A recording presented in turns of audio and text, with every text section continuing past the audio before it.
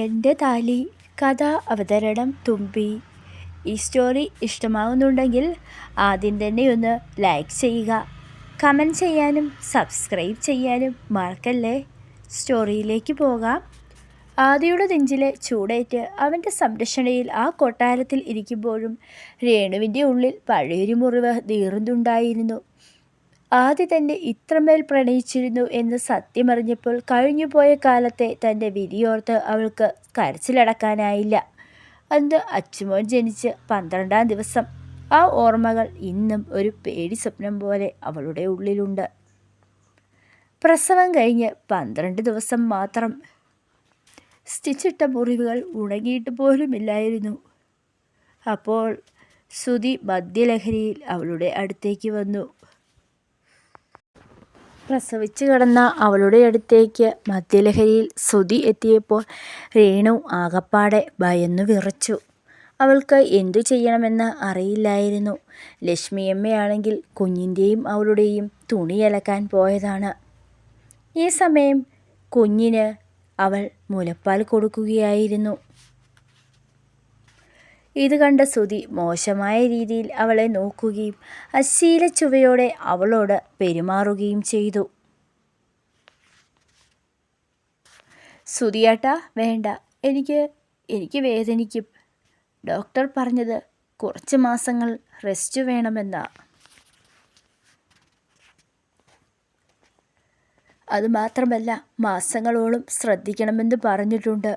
Stitch പൊട്ടും സുധിയേട്ടാ. കരഞ്ഞുകൊണ്ട് അവൾ അവൻ്റെ കാലു പിടിച്ചു പറഞ്ഞു. പക്ഷേ മൃഗമായി മാറിയ സുധിക്ക് അതൊന്നും കേൾക്കാനുള്ള മനസ്സ് ഉണ്ടായിരുന്നില്ല.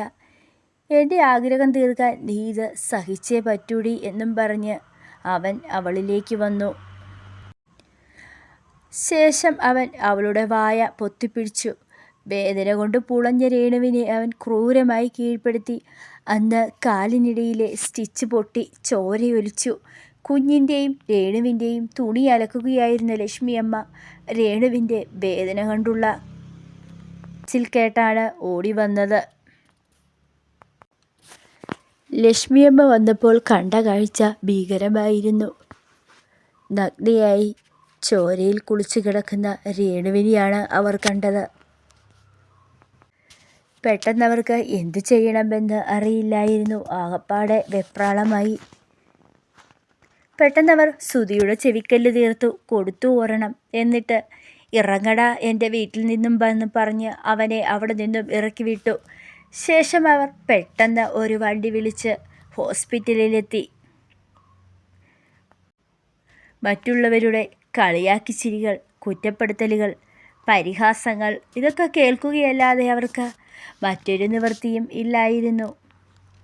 ആശുപത്രിയിൽ സ്റ്റിച്ചിടാൻ കയറ്റിയപ്പോൾ രേണുവും കേട്ടു നേഴ്സുമാരുടെയും ചുറ്റുമുള്ളവരുടെയും പരിഹാസച്ചിരികൾ. ഇത്രയ്ക്ക് അറിയില്ലായിരുന്നോ ഇവൾക്കൊക്കെ എന്ന് നേഴ്സുമാർ പരസ്പരം പറയുന്നുണ്ടായിരുന്നു. ഇതെല്ലാം കേട്ട് രേണു ഒരു ജീവച്ഛവമായി മാറി.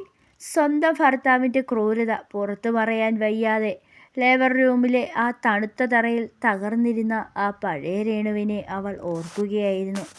പെട്ടെന്നാണ് ആദിയുടെ വിരലുകൾ അവളുടെ കവിളിൽ തൊട്ടു. രേണു ചിന്തകളിൽ നിന്നുണർന്നു. രേണു, നീ എന്താണ് ആലോചിക്കുന്നത്? നിന്റെ കണ്ണുകൾ എന്തിനാണ് ഇങ്ങനെ എപ്പോഴും നിറയുന്നത്? ആദി ആകുലതയോടെ ചോദിച്ചു. രേണു ആദിയെ കെട്ടിപ്പിടിച്ച് പൊട്ടിക്കരഞ്ഞു. ആദി, ഈ ലോകത്ത് നീ അല്ലാതെ മറ്റാരും എന്നെ സ്നേഹിച്ചിട്ടില്ല. സുധി എന്നെ വെറുമൊരു ഉപഭോഗ വസ്തുവായിട്ടാണ് കണ്ടത്. പ്രസവം കഴിഞ്ഞ് 12-ാം ദിവസം പോലും അവൻ എന്നോട് യാതൊരു ദയയും കാണിച്ചിട്ടില്ല. ആ വേദനയേക്കാൾ ഇപ്പോൾ എന്നെ തളർത്തിയത് മറ്റുള്ളവരുടെ പരിഹാസമായിരുന്നു. പക്ഷേ നീ എന്നെ ഒരു രാജ്ഞിയെ പോലെയാണ് കാണുന്നത്. ഇതൊക്കെ കേട്ടപ്പോൾ ആദിയുടെ മുഖം കോപം കൊണ്ട് വലിഞ്ഞു മുറുകി. സുധി ചെയ്ത ക്രൂരതകൾ കേട്ടപ്പോൾ അവൻ്റെ കൈകൾ ദേഷ്യം കൊണ്ട് വിറച്ചു.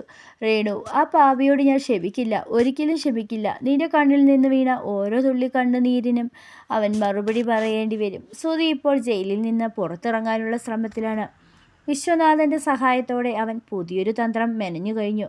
നമുക്ക് രേണുവിനെ തകർക്കാൻ കഴിയില്ല സുധി.